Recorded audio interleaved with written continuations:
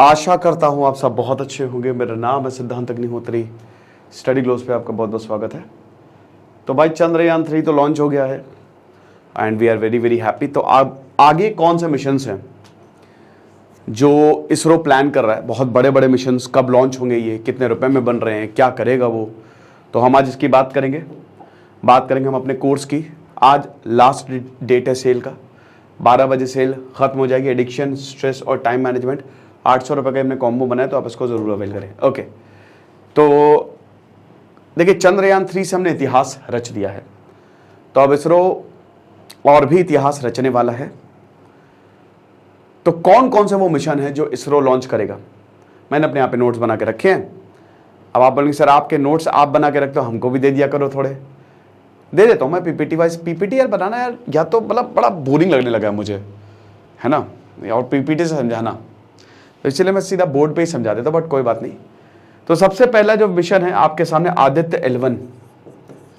ये आदित्य L1, आदित्य का मतलब ही, पहले इसका आदित्य नाम था बट बाद में लैग्रेंजियन पॉइंट्स L1। पहले ये मिशन बहुत ही सिंपल था, लेकिन अब इसको कॉम्प्लिकेट कर दिया गया है। अच्छी बात है, जो लैग्रेंजियन पॉइंट्स होते हैं ना, L1, L2, L3, L4, यहाँ पे जो ऑब्जेक्ट्स की सेंट्रीपेटल फोर्स जो है, दो लार्ज ऑब्जेक्टिव जो फोर्सेज है वो बैलेंस कर देती है, यानी कि एक तरीके से फोर्सेज एकदम बैलेंस है, तो यहाँ पे आपका फ्यूल बच जाता है। ठीक है, तो इन्हीं पॉइंट्स पे हमारा स्पेसक्राफ्ट रहेगा और ये घूमेगा। 7 पेलोड्स हैं टोटल, 7 पेलोड्स है। देखो सूरज जो है ना, सूरज को अभी तक स्टडी नहीं किया गया प्रॉपर तरीके से, तो ये बहुत बढ़िया कोशिश रहेगी। 7 पेलोड्स हैं, 7 चीजों की, सूरज की। जैसे आपको पता ही है कि सबसे पहले आपका जो स्टेट्स ऑफ मैटर होती है वो आता है सॉलिड, सॉलिड को गर्म करो लिक्विड, लिक्विड को गर्म करो गैस, गैस को बहुत ज्यादा हाई टेम्परेचर दो तो प्लाज्मा। तो यहां पे आपको प्लाज्मा देखने को मिलता है, 4th स्टेट ऑफ मैटर। फिर बोस-आइंस्टीन, तो प्लाज्मा बहुत सारा, आउटर लेयर कोरोना होती है, कोरोनल मास इंजेक्शन देखने को मिलता है। ये जो विजिबल पार्ट है प्रोटोस्फियर, इसमें यहां पे टेम्परेचर ठीक रहता है, लेकिन यहां पे टेम्परेचर 10 लाख डिग्री सेल्सियस तक चला जाता है, तो टेम्परेचर में वेरिएशन क्यों हो रहा है। फिर क्रोमोस्फियर है, बीच में कोर होता है, यहां पे सूरज की अगर बात करते हैं, छोटे छोटे ग्रेन्यूल्स प्रेजेंट होते हैं, डार्क स्पॉट्स होते हैं, मैग्नेटिक फील्ड होती है। ये सारी चीजों को आदित्य L1 जो है वो स्टडी करेगा। अब बात यहां पे ये है कि अगर आदित्य L1 ये सारी चीजों को स्टडी करेगा तो इसरो किस बात की देरी कर रहा है? देखिए याद रखिए कि ये मिशंस डिले होते रहते हैं क्योंकि बहुत सारी चीजों को देखा जाता है। तो इसका जो टेंटेटिव डेट अभी हमको पता चली है वो सितंबर है, यानी कि अगले महीने, शायद पॉसिबिलिटी है, बट फिर भी पक्के तौर पे, क्योंकि देखिए ये स्पेस मिशंस है, इनमें पैसा लगता है, मेहनत होती है सालों सालों की। तो अगर एक भी 0.1%, कल्पना चावला के साथ पता ना क्या हुआ था, 0.1% भी एरर हुई ना तो मिशन गया। तो इसीलिए इसरो जो है वो बहुत देख परख के, फिलहाल अभी डेट अगले महीने की है, सितंबर 2023 में शायद आदित्य L1 को लॉन्च कर दिया जाए, और यह भी ऐतिहासिक होगा। ठीक है, अरे हाँ नोट्स, हाँ ठीक है, जो मैंने नोट्स बनाया वो भी मैं आपको बता देता हूँ एग्जाम के लिए क्या क्या इंपॉर्टेंट है। ये तो मैंने चलो ऐसे ही, तो जो यहां पे जो इसरो है ना, और आपको बता दो इसरो बहुत सारे, जैसे इंडियन इंस्टीट्यूट ऑफ एस्ट्रोफिजिक्स है, सबके साथ मिलकर काम कर रहा है। ठीक है, बहुत ही जरूरी मिशन है ये। तो हम यहां पे सोलर कोरोना को पहले जुलाई में, मतलब काफी डिले हुआ है, अब सितंबर अगले महीने की डेट दी गई, बट वो भी अभी देखिए हो पाता है नहीं हो पाता है।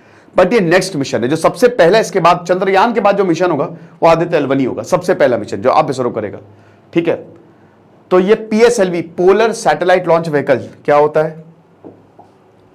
ये हमारी धरती है, north pole, south pole, equator है, ट्रॉपिक्स। अरे यार ये क्यों बता, चलो छोड़ो इसको, चलो कोई बात नहीं। ठीक है, ये 0 डिग्री होता है, 23.5 degree north, 23.5 degree south, tropic of cancer, tropic of capricorn. आपको पता है ना, सूरज की जो रोशनी है वो यहाँ पे डायरेक्ट पड़ती है, इसलिए यहाँ पे खूब बारिश होती है। एनीवे, तो ये नॉर्थ पोल साउथ पोल, जो पोलर सैटेलाइट है वो ऐसे चक्कर काटती है, और जो GSLV है, जियोसिंक्रोनस यानी कि सिंक्रोनाइज कर रही है हमारी ज्योग्राफी के हिसाब से, तो वो ऐसे चक्कर काटती है हॉरिजॉन्टली। तो पोलर ऐसे पोल्स के चक्कर काटती है नॉर्थ, तो वो PSLV से जो है इसको लॉन्च किया जाएगा, है ना। जीएसएलवी से लॉन्च नहीं किया जाएगा जिससे हमारा मंगलयान गया था। अब इसके 7 पेलोड्स हैं, सबसे इंपॉर्टेंट। तो सबसे पहले तो आपका VELC जो कि विजिबल लाइन एमिशन कोरोनाग्राफ है, जो कि बेसिकली वहां की कोरोना जो आउटर मोस्ट लेयर है, जो कोरोनल मास इंजेक्शंस हो रहे हैं वो क्यों हो रहे हैं, ठीक है। फिर उसके बाद suit SUIT solar ultraviolet imaging telescope, ये लिखते चलो सेकेंड पॉइंट। तो अब ये क्या करेगा, जो स्पेक्ट्रम अल्ट्रा वायलेट स्पेक्ट्रम को स्टडी करेगा, प्रॉपर तरीके से स्टडी करेगा कि आखिरकार जो इतना गर्म है सूरज और जो मैग्नेटिक फील्ड में इतनी मतलब ऐसा क्या है जिसकी वजह से मैग्नेटिक स्टॉर्म सोलर विंड्स जो हैं वो क्रिएट होती हैं और वो पूरे यूनिवर्स पे प्लैनेट्स पे असर डालती हैं। अगला जो है वो सोलेक्स है, SOLEXS। ये है solar low energy X-ray spectrometer. X-ray गर्मी को पकड़ रहा है तो एक्सरे पकड़ो, तो जाहिर सी बात है ये एक्सरे को, स्पेक्ट्रोमीटर क्या होता है, स्पेक्ट्रोमीटर क्या होता है, स्पेक्ट्रम, यानी कि स्पेक्ट्रम क्या होता है, energy bands.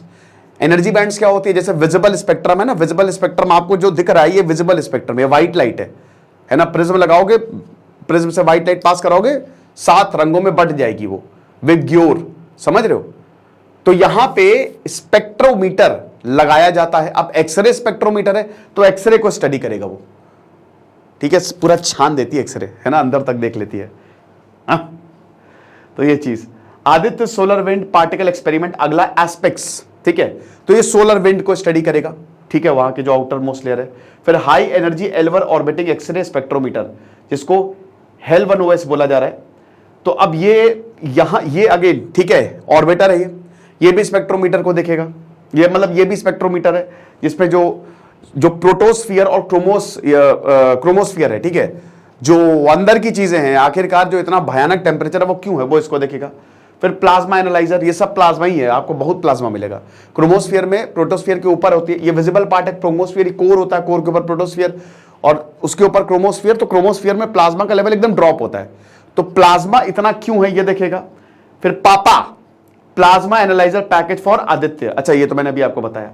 Then advance triaxial high resolution digital magnetometers, तो यहां पे मैग्नेटिक फील्ड को स्टडी करेगा, ठीक है। तो ये हिसाब किताब है। तो basically coronal mass injections, sun's photosphere, chromosphere, solar emission, solar winds, इन सबको ये देखेगा। बहुत ही इंपॉर्टेंट पॉइंट है, ठीक है। तो L1 है, ये पॉइंट 1 होता है, लैग्रेंजियन पॉइंट 1। 5 पॉइंट्स होते हैं ऑर्बिटल पे, जो सोलर का ऑर्बिट है। तो यहाँ पे L1 पे इसको लॉन्च किया जाएगा, जहां पे सब कुछ एकदम बहुत ही बढ़िया तरीके से बैलेंस हो, क्योंकि बहुत पास भेजेंगे तो जल के खाक नहीं हो जाएगा वो, तो इसीलिए। तो आप ऐसा मत सोचिए कि एकदम सूरज, इसको सूरज पे उतार देंगे, ना ना, सूरज से काफी दूर रहेगा, इतनी दूर रहेगा बस ये सेफ रहे और ऑर्बिट करता रहे और बढ़िया मस्त फोटो निकालता रहे और बाकी एनालाइज करता रहे, ठीक है। फिर अगला जो मिशन है वो है गगनयान मिशन, ठीक है। गगनयान मिशन की बात करें तो भाई गगनयान मिशन क्या है, गगनयान, अच्छा आगे बढ़ते हैं। गगनयान यार, इसमें प्रॉब्लम क्या हो रही है ना, ये बहुत डिले हो गया है और ये जरूरी भी है। ये 2006 में इसको लॉन्च किया गया था, 2006 में इसका अनाउंसमेंट किया गया था और था कि 2013 तक। अच्छा गगनयान है क्या, गगनयान देखो, अभी तक अमेरिका, सोवियत और चाइना ने अपने एस्ट्रोनॉट्स को स्पेस में भेजा है ना। अभी तक यही जो है वो ये 3 देश रहे हैं। भारत चौथा देश बन जाएगा जो अपने एस्ट्रोनॉट्स को स्पेस में भेजेगा। भारत के एस्ट्रोनॉट्स गए हैं, लेकिन अब सुनीता विलियम्स, कल्पना चावला, ये नासा ने भेजे, हमने नहीं भेजे, हम भेजने वाले हैं। तो इसके बाद मोस्ट प्रोबेबली आदित्य L1 के बाद गगनयान होगा। बट गगनयान कब होगा ये एक बहुत, देखिए 2018 में नरेंद्र मोदी ने बोल दिया था कि होगा गगनयान, क्योंकि 2013 में इसको लॉन्च होना था, फिर फंडिंग की वजह से, टेक्निकल इश्यूज की वजह से डिले होता रहा। उसके बाद इसकी कोई अपडेट नहीं है। बट 2018 में नरेंद्र मोदी जब लाल किले से स्पीच दे रहे थे तब उन्होंने गगनयान का नाम लिया और तब गगनयान पक्का हो गया, गगनयान होगा। फिर उसके बाद ये हुआ कि 2021 तक लॉन्च करेंगे, फिर कोरोना आ गया, लॉकडाउन आ गया, उसकी वजह से डिले हुआ, हालांकि साइंटिस्ट तब भी काम कर रहे थे। फिर 2023, अभी फिलहाल कोई अपडेट नहीं है, बट मोस्ट प्रोबेबली गगनयान शायद 1-2 साल में लॉन्च होगा और ये होगा। देखिए एस सोमनाथ ने साफ साफ बोला कि हम रिस्क नहीं लेंगे। कल्पना चावला के साथ ये हुआ था ना बड़ा लास्ट मोमेंट पे, तो यहां पे हम एस्ट्रोनॉट्स को 3 फ्लाइट्स हो जाएगी, 2 तो यहां पे, 2 तो आपको यहीं टेस्ट करवाया जाएगा, तीसरे फ्लाइट में जो है वो एस्ट्रोनॉट को भेजा जाएगा, तो 3 फ्लाइट्स होंगी टोटल। तो यहां पे अभी वही बोला सोमनाथ ने कि भाई हम इंसानों को भेज रहे हैं, समझ रहे हो, तो रिस्क ज्यादा है। मैन अनमैन दोनों होगा, लेकिन यहां पर रिस्क ज्यादा है। तो अगर कुछ भी हम चाहेंगे कि वो परफेक्ट हो जब भी हम गगनयान को लॉन्च करें, है ना। और आपको पता ही कि लोग स्पेस में क्यों जाते हैं। अब एक वीडियो वायरल हुआ ना एस्ट्रोनॉट का, कि वो ब्रेड, ग्रेविटी है नहीं वहां पे ब्रेड में सॉस लगा के खा रहा है, तो सॉस ऐसे तैर रहा है। तो वहां पे एक्सपेरिमेंट होते हैं बहुत सारे साइंटिफिक, मैथमेटिकल। मैंने इस पे स्पेस स्टेशन पे काफी सारे वीडियोस करे हैं, तो कैसे वो काम करता आप देखिएगा, ठीक है। तो शुरुआत में तो 10,000 करोड़ की बात थी गगनयान मिशन जो है, और 2022 तक था कि 3 क्रू मेंबर्स को भेजेंगे, 3 लोगों को भेजेंगे। लेकिन अभी 75 साल जो जब कंप्लीट होंगे तब ये था। लेकिन बट वही बता रहे कि लॉकडाउन की वजह से ये काफी ज्यादा जो है वो डिले हो गया, और फिलहाल तो अभी इसकी कोई अपडेट नहीं है कि कब तक जो है वो जाएगा, बट जाएगा जरूर, 110% जाएगा जरूर। कब कॉस्ट इसकी, देखिए इंसानों को भेजा तो जाहिर सी बात है कॉस्ट ज्यादा लगेगी, बट फिर भी अगर कंपेयर करो तो बहुत कम कॉस्ट है, ज्यादा कॉस्ट नहीं है। इसरो के सारे मिशन ना ऐसे ही 650 करोड़, 700 करोड़, 350 करोड़ ऐसे हैं। आदित्य L1 में भी एग्जैक्ट कॉस्ट ऐसी ही है, कुछ 500-600 करोड़ की, ज्यादा नहीं है या कम ही है उससे भी। अब इसमें LVM Mark 3 जो अभी चंद्रयान 3 में जो लॉन्च व्हीकल है ना, GSLV Mark 3, ठीक है, यही वाला यूज होगा। अभी रशिया में ट्रेनिंग हो रही है। देखिए रशिया सोयुज जो है ये एयरक्राफ्ट लेके गया था, मतलब सॉरी स्पेस क्राफ्ट लेके गया था लोगों को ऊपर, तो इसकी ट्रेनिंग अभी रशिया में ट्रेनिंग कर रहे हैं ये लोग, जो हमारे एस्ट्रोनॉट है जिनको जाना है। 2019 में शुरू हो गई थी कि भाई कैसे जाते हैं, क्योंकि आप ऑलरेडी जा चुके हो, आपको एक्सपीरियंस है, तो वो हमको भी बताओ। तो डिटेल में जो है वो प्रॉपर स्टडी जो है वो चल रही है, और सिग्निफिकेंस है। सबसे पहले तो साइंस एंड टेक बढ़ेगा, हम समझ सकते हैं, हम धरती को और अच्छे से समझ सकते हैं। साइंटिफिक एक्सपेरिमेंट, फ्यूचर जो एक्सप्लोरेशन होंगे उसके लिए बहुत बड़ा रोल जो है प्ले करेगा। सबसे बड़ी बात है कि इंडस्ट्रियल ग्रोथ बहुत बढ़िया है। देखिए क्या है ना कि ये अब बहुत सारी प्राइवेट कंपनीज, मैं तो बता रहा हूं कि भाई एस्ट्रोनॉमी इस सेक्टर में खोल लो प्राइवेट कंपनी। बहुत सारी कंपनी जो है ना वो बाहर की अब आ रही है, ठीक है, और प्राइवेट कंपनीज है जो अपनी मतलब चीजें दे रही है। तो इसका मतलब यही है कि प्राइवेट कंपनी आ रही है तो जाहिर सी बात है इंडस्ट्री भी बढ़ेगी, ठीक है। तो ये है। उसके बाद दोस्तों जो अगला मिशन आने वाला है, मतलब हालांकि अगला मिशन जो बहुत ही एंटिसिपेटेड मिशन है वो है शुक्रयान। शुक्र वक्री हो गया। शुक्रयान की बात करें दोस्तों तो ये वाला जो मिशन है ये बहुत ही ज्यादा डिले हो गया है। अब आप बोलेंगे सर ऐसा क्या, हाँ ये 2031 पे चला गया है शुक्रयान वीनस को जो है वो हम स्टडी करेंगे।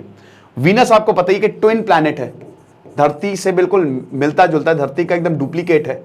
आपको पता ही ना कि ये सूरज है, सूरज के सबसे पहले आता मरकरी, फिर वीनस, फिर अर्थ, ठीक है। तो ये वीनस एकदम बगल में एकदम जो है वो वीनस आपको देखने को मिलेगा, वीनस, और यहां पे फिर अर्थ है, फिर ये मार्स है। इनको रॉकी प्लैनेट्स बोला जाता है, बाद के गैसियस है।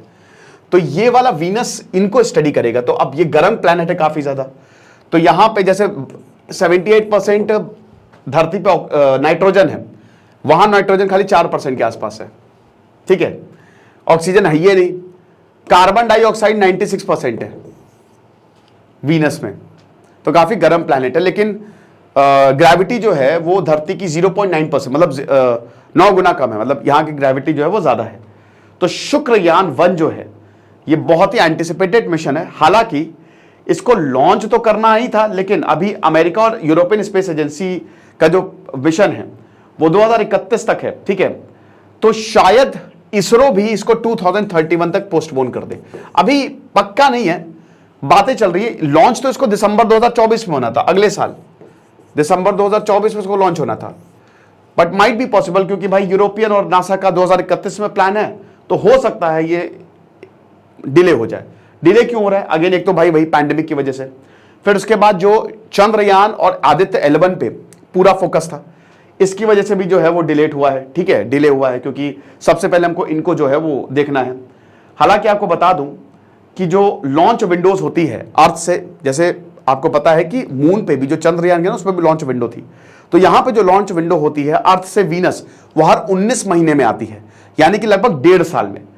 तो लॉन्च डेट, बैकअप डेट 2026, अगर 2024 की अपॉर्चुनिटी मिस होती है, यानी कि अगले साल हम नहीं लॉन्च करते, तो 2026, फिर 2028 और फिर 2031, ठीक है।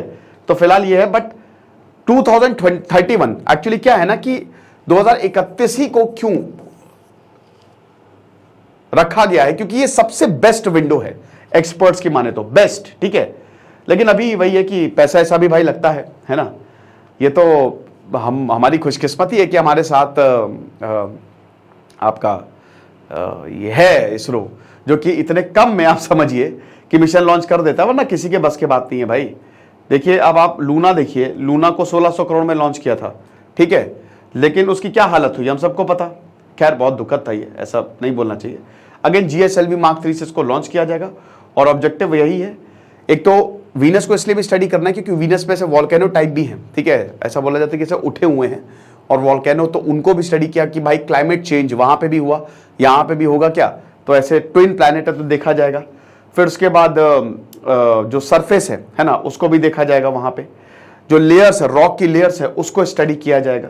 सोलर विंड्स और जो आइनोस्फीयर है वीनस का, जो वहां पे एटमॉस्फेयर तो है नहीं, तो वहां पे वेन्यूजियन आइनोस्फीयर है, उसको भी बहुत अच्छे से देखा जाएगा। खैर नहीं, वीनस का एटमॉस्फेयर तो ही है, एटमॉस्फेयर तो सभी का होता है, ओके, मून को छोड़ के। तो ये चीज है, चलो। और उसके बाद निसार मिशन, चौथा मिशन निसार है। निसार नासा और इसरो मिलके कर रहा है, ठीक है, नासा और इसरो का मिलके मिशन है ये। और निसार देखिए, ये लोअर अर्थ ऑर्बिट पे इसको लॉन्च किया जाएगा, ये सैटेलाइट है बेसिकली। तो दोनों मिलके जो है फर्स्ट रेडार सैटेलाइट जो है वो लॉन्च करेंगे, और इसके बाद ये पूरा जो लोअर अर्थ ऑर्बिट है उसके चक्कर लगाएगा। 2014 में इसरो नासा ने इसको साइन किया था, और ये जनवरी 2024 में सतीश धवन स्पेस सेंटर से लॉन्च किया जाएगा, ठीक है। मेन इसमें काम इसरो का ही है, बट नासा सपोर्टिंग रोल में, सपोर्टिंग एक्टर है। तो ये चीज है, और 12 दिन तक ये पूरा का पूरा घूमेगा, है ना। लोअर अर्थ ऑर्बिट है तो जल्दी जल्दी चक्कर भी पूरे कर लेगा वो, ठीक है। LEO ऑब्जर्वेटरी लगभग 2800 किलोग्राम के सैटेलाइट है, और GPS है जो कि भयानक, मतलब यहाँ पे जो L बैंड रेडार GPS वो दिया जाएगा। इसरो यही सब, इन सब में काफी ज्यादा मदद कर रहा है, ओके। एंटीना लगा हुआ है, जबरदस्त कैमरा है, ये सब तो यही है। हाई रेजोल्यूशन इमेजेस जो है, देखो जाहिर सी बात है निसार सैटेलाइट क्या करती है, एक तो आप धरती को बहुत अच्छे से समझ सकते हो, disaster management, agriculture, infrastructure monitoring, climate change, इन सबको बहुत बढ़िया तरीके से आप सैटेलाइट मिशन है तो समझ सकते हो। बाकी दो और है, एक मंगलयान 2, हाँ भाई देखो, मंगलयान 1 तो हमने 13 नवंबर 2013 में भेज दिया, उतार दिया मतलब। अब मंगलयान 2 की बारी है, लेकिन मंगलयान 2 की अभी डेट कंफर्म नहीं है। हालांकि 2024 इसको भी बोला जा रहा है कि 2024 तक। फिर स्पेडेक्स है, ये 124 करोड़ का मिशन है, ठीक है। अब ये ट्विन स्पेसक्राफ्ट मिशन है जो कि इसरो बना रहा है, इसमें फ्लाइंग, डॉकिंग और बाकी चीजों को भी देखा जाएगा, ठीक है। 200 किलो की सैटेलाइट है ये।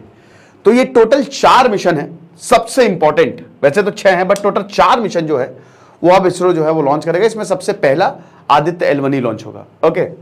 तो ये लेक्चर था, आई होप आपको समझ में आया होगा। बाकी आप हमारे कोर्स को जरूर अवेल करें, आपको बहुत ज्यादा फायदा होगा क्योंकि लास्ट डे है सेल की। Thank you so much.